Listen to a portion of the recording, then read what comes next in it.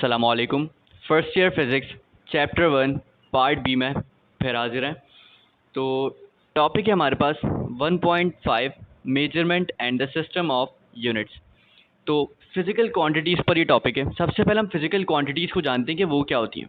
हमने नाइन्थ और मैट्रिक में पढ़ा कि फ़िज़िकल क्वांटिटीज़ हमारे पास कोई भी चीज़ जो एग्जिस्ट कर रही है उसकी कोई ना कोई फ़िज़िकल क्वांटिटी होती है। जैसे कि फॉर एग्जांपल हमारे पास अगर हम बात करें किसी चीज़ को मेजर करने की तो उसकी लेंथ, विड्थ या हाइट के बुनियाद पर उसको मेजर करेंगे। और अगर हम बात करें टाइम की तो टाइम को हम सेकंड्स में बताते हैं, किसी को सेकंड्स में और मिनट्स वगैरह में। तो ये फिज़िकल क्वांटिटीज़ हैं ये सारी ना। और इसके अलावा स्पीड की बात करें, हम एक्सेलरेशन की बात करें और भी बहुत सी चीज़ें, इन सब चीज़ों की जब हम बात करते हैं तो हम बात कर रहे होते हैं फिज़िकल क्वांटिटीज़ की। तो दो तरह की होती है, फंडामेंटल और ड्राइव्ड। फंडामेंटल जो बेसिक्स होती हैं जिनको हमने अभी इस चैप्टर में डिटेल में देखना है, कैसे इनको सेट किया गया, ये स्टैंडर्ड कैसे सेट हुआ, कहाँ पर क्या फॉलो हो रहा है, ये सब चीज़ें हम देख रहे हैं अभी। तो सबसे पहले हमारे पास ये जो फिज़िकल क्वांटिटीज़ इनको मेजर करने के लिए हम एक्सप्रेस करते हैं न्यूमेरिकल कंपैरिजन में किसी भी एग्रीड स्टैंडर्ड। ये एग्रीड स्टैंडर्ड क्या है, ये कहाँ पर एग्री किए गए, किन लोगों ने एग्री किए गए, इसके पीछे क्या बैकग्राउंड है अभी बताता हूँ थोड़ा सा आगे चल के। तो इसमें हमने जो देखना है ये हमारे लिए बहुत ज़रूरी है। हर चीज़ के डिफरेंट स्टैंडर्ड होते हैं। अगर हम लेंथ की बात करें उसका मीटर है, टाइम की बात करें सेकंड है, वॉल्यूम की बात करें मीटर क्यूब है, और डिफरेंट चीज़ों के लिए डिफरेंट यूनिट्स यूज़ करते हैं। तो उसके पीछे क्यों इंपॉर्टेंट है वो भी हम अभी जानते हैं। अगर हम डिफरेंट चीज़ों के लिए डिफरेंट यूनिट नहीं यूज़ करेंगे तो हम कंफ्यूज रहेंगे, हमें हर चीज़ को बार बार मेंशन करेंगे। हमने सिंपल सी एक वो ट्रिक बना ली है जिससे हम इजीली समझ सकते हैं किसी भी चीज़ को कि किस चीज़ की। अगर मैं आपको कह रहा हूँ 4 सेकंड्स तो ऑब्वियसली मैं टाइम की ही बात कर रहा हूँ, मैं लेंथ की बात तो नहीं कर रहा। उसके बाद हमारे पास सबसे पहले जो फंडामेंटल यूनिट ऑफ सिस्टम था वो था हमारे पास सीजीएस सिस्टम था सबसे पहले हमारे पास। उसमें जो थे लेंथ, मास और टाइम हमारे पास फंडामेंटल यूनिट्स थे, जिसका यूनिट्स थे, इन तीनों की यूनिट्स थे centimetre, gram and second. British engineering system कौन सा है? ब्रिटिश इंजीनियरिंग सिस्टम में हमारे पास जो बेसिक यूनिट्स थे वो थे फोर्स, लेंथ एंड टाइम, इनके यूनिट्स थे। फोर्स का हमारे पास पाउंड, फुट हमारे पास लेंथ, और सेकंड हमारे पास टाइम का यूनिट। ये ब्रिटिश इंजीनियरिंग सिस्टम रखा गया। ये जो हमारे पास ब्रिटिश इंजीनियरिंग सिस्टम है ये आज भी बहुत सी कंट्रीज़ में फॉलो हो रहा है। मीन्स अमेरिका, इंग्लैंड, इन साइट्स पर इनसे जो लिंक्ड जो कंट्रीज़ हैं जो इनको फॉलो करती हैं वो कंट्रीज आज भी यही यूनिट्स फॉलो कर रही हैं। जबकि नेक्स्ट है हमारे पास MKS सिस्टम। ये MKS सिस्टम कहाँ से है, थोड़ा सा इसका ब्रीफली बैकग्राउंड देख लें। ये हमारे पास फ्रांस में कॉन्फ्रेंस होती है, 21st कॉन्फ्रेंस हमारे पास जो लास्ट कॉन्फ्रेंस हुई थी उसमें ये डिसाइड किया गया था कि ये हमारे पास स्टैंडर्ड यूनिट होंगे जो वर्ल्ड वाइड फॉलो होंगे, और वर्ल्ड वाइड आज भी ये फॉलो हो रहे हैं। कौन कौन से यूनिट है वो? Length, mass and time. इसके साथ कुछ और यूनिट्स और भी थे जो कि इसमें ऐड नहीं है। लेकिन बेसिक्स यूनिट्स जो थे, मेन फंडामेंटल जो थे वो ये थे। और टोटल आई थिंक 9 और 8, मुझे एग्जैक्टली याद नहीं आ रहा, शायद 9 थे और 7 थे। तो जहाँ पर हमारे पास जो बेसिक्स हैं उनकी बात हो रही है, मास, टाइम और लेंथ की बात की गई। ये हम इनकी ये यूनिट किए गए मीटर, किलोग्राम एंड सेकंड, इनको स्टैंडर्ड किया गया, स्टैंडर्ड यूनिट्स कहा गया। 1960 में ये जनरल कॉन्फ्रेंस हुई थी फ्रांस में, वेट और ये चीज़ें रखी गई यहाँ पर। तो इंटरनेशनल सिस्टम ऑफ यूनिट्स इसको वहाँ पर कह दिया गया और वहाँ पर इसको रख दिया गया। पूरी दुनिया में वर्ल्ड वाइड ये फॉलो होने लगा और ये आज भी वर्ल्ड वाइड फॉलो हो रहा है। लेकिन सिर्फ अमेरिका और इंग्लैंड और कुछ ब्रिटिश कंट्रीज जो फॉलो करते हैं, जो उनसे लिंक्ड है, उनके अलावा बाकी वर्ल्ड वाइड यही यूनिट्स फॉलो हो रहे हैं। सही। और इनकी शॉर्ट फॉर्म्स हमें दी हुई हैं कि हमारे पास ये ड्राइव नहीं है, ये फंडामेंटल है। तो मीटर को हम शॉर्ट में M लिखते हैं, और केजी को किलोग्राम को केजी लिखते हैं, और सेकंड को S लिखते हैं। ये इनकी शॉर्ट फॉर्म लिखी हुई है, कैसे इनको शॉर्टली एक्सप्रेस कर सकते हैं। तो अब हमारा टॉपिक है 1.6 मेजरमेंट ऑफ टाइम। अच्छा, 1960 में हमने देखा ये कॉन्फ्रेंस हुई और इसमें यूनिट्स को डिसाइड कर दिया गया कि बेसिक यूनिट्स ये होंगे इन क्वांटिटीज़ के। लेकिन 1960 से पहले टाइम को कैसे मेजर किया जाता वो हमने देखना है, किया जाता था वो हमने देखना है। पहले 1960 से पहले हम मीन सोलर डे के तौर पर अपने टाइम को डिसाइड करते थे। मीन सोलर डे क्या होता है? मीन सोलर डे होता है सूरज के एक दिन निकलने से और दूसरे दिन ग़ुरूब होने के दरमियान में जो डिस्टेंस है वो हमारे पास एक पूरा मीन सोलर डे कहलाता है। इसको हमने एक पूरा डे और इसके बेसिस पर हम टाइम को डिवाइड करते गए। हमने डिवाइड किया मीन सेकंड, फिर मीन सेकंड में इसको डिवाइड कर दिया। जैसे जैसे दौर गुजरा हमने उसको फिर दिन को एक दिन को 2 पार्ट्स में डिवाइड कर दिया, दिन और रात।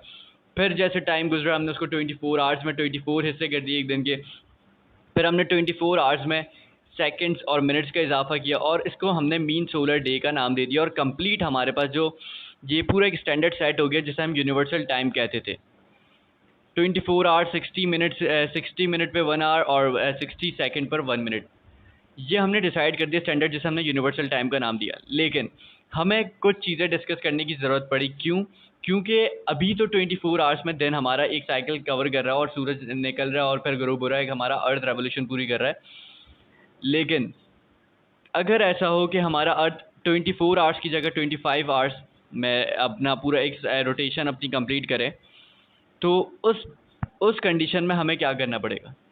उसमें हमारा क्या दिन चेंज हो जाएगा 24 आवर्स से 24 आवर्स में, 24 आवर्स से 25 आवर्स में? नहीं। उसके लिए हमने एक हाई प्रिसीजन डिवाइस को यूज़ किया मेजर करने के लिए टाइम को। उसमें वो एक जैसे हमें एक एटॉमिक क्लॉक बनाई गई। एक एटॉमिक क्लॉक ऐसी क्लॉक बनाई गई जो सिर्फ 30,000 साल में सिर्फ 1 सेकंड का एरर दे सकती है। इस कदर प्रिसीजन एक्यूरेट डिवाइस थी है कि इसमें सिर्फ 30,000 ईयर्स में सिर्फ 1 सेकंड के वो एरर आने के चांसेस थे, इसके अलावा नहीं थे। ये एक बेहतरीन कॉम्प्लेक्स डिवाइस थी। इसमें अच्छा, इसको हम ब्रीफली अगर हम एक नाम देते हैं रेडियो ट्रांसमीटर, जिसमें से शॉर्ट वेव्स निकलती हैं 3 सेंटीमीटर लॉन्ग की। ये हमारी सीजियम एटम गैस है, सीजियम एटम को यूज़ किया गया इसके अंदर। उसकी बेसिस पर हमने लेकिन इसको टाइम को हमने इसके बेसिस पर डिवाइड कर दिया।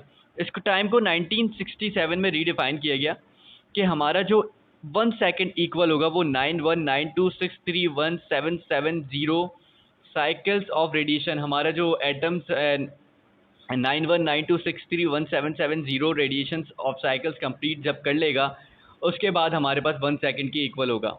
उसके यहाँ पर हमारा टाइम का स्टैंडर्ड सेट हो गया और फिर हमें टाइम के स्टैंडर्ड को सेट कर दिया गया कि 24 आवर्स और किस तरह से सीजियम एटम्स वगैरह सीजियम क्लॉक्स आ गई। और उसके अलावा इन एडिशन ऑफ द हम अगर आगे मोर बेसिक यूनिट्स की बात करें तो अब हमारे पास टॉपिक है 1.7 बेसिक एसआई यूनिट्स। थोड़ा स्पीड में चलेंगे क्योंकि वीडियो की लेंथ ऑलरेडी बहुत ज़्यादा हो गई है, तो अब थोड़ा स्पीड में चलेंगे। सबसे पहले टाइम हमने अभी पीछे डिफाइन कर दिया कि ड्यूरेशन 9192631770 पीरियड्स ऑफ रेडिएशन जब हमारा सीजियम 133 एटम करेगा, इट्स मीन वो 1 सेकंड के इक्वल होगा।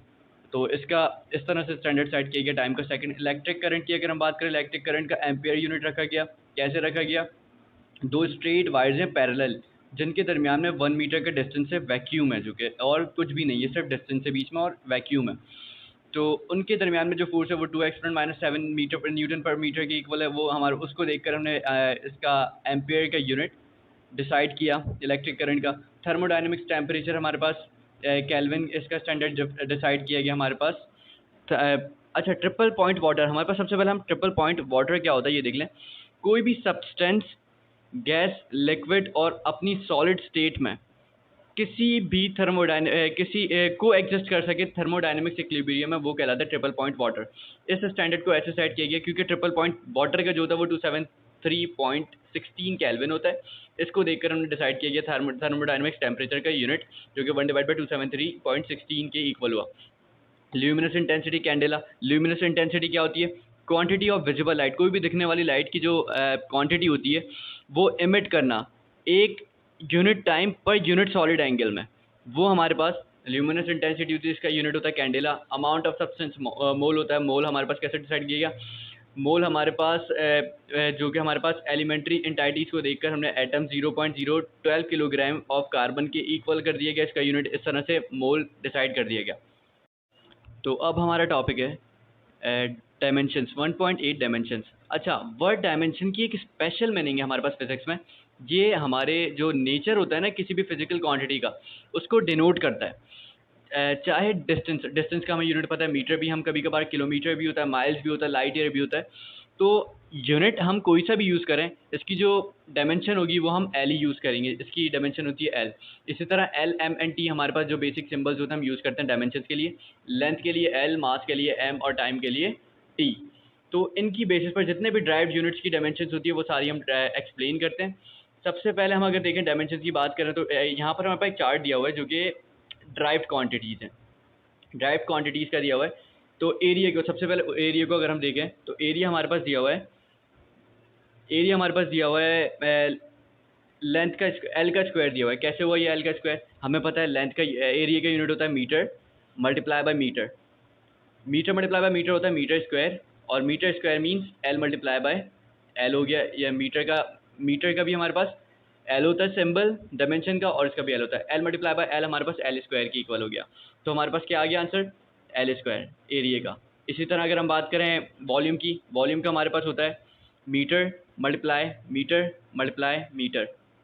तो ये हमारे पास इक्वल्स हो गया मीटर क्यूब के। सही, मीटर क्यूब हमारे पास कैसे, मीटर क्यूब मतलब एल मल्टीप्लाई एल। डायमेंशन की अगर हम बात करें तो एल क्यूब होगा इसकी भी डायमेंशन।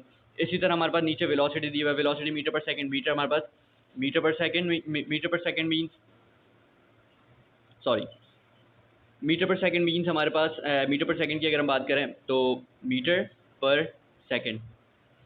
तो मीटर हमारे पास एल और सेकंड का हमारे पास टाइम होता है। तो इसकी डायमेंशन क्या आ गई, एल लेंथ पर टाइम, और टी को ऊपर ले आएंगे तो माइनस का 1 पावर हो जाती है। एक्सीलरेशन के इसी तरह से अगर हम देखें तो मीटर पर सेकंड स्क्वायर होता है, टी का स्क्वायर हो गया, टी दोबारा है। उसके बाद हमारे पास नेक्स्ट एक एग्जांपल यूएस को भी हम इसी में कवर कर लेते हैं। वैसे जो न्यूमेरिकल्स की एक अलग से वीडियो बनाऊंगा तो उसमें भी रिलीज़ करेंगे हम, इस एग्जाम्पल को भी उसके साथ ही इंशाल्लाह करेंगे, लेकिन अभी भी हम एक्सप्लेन कर देते हैं इसको ताकि क्लियर हो जाए।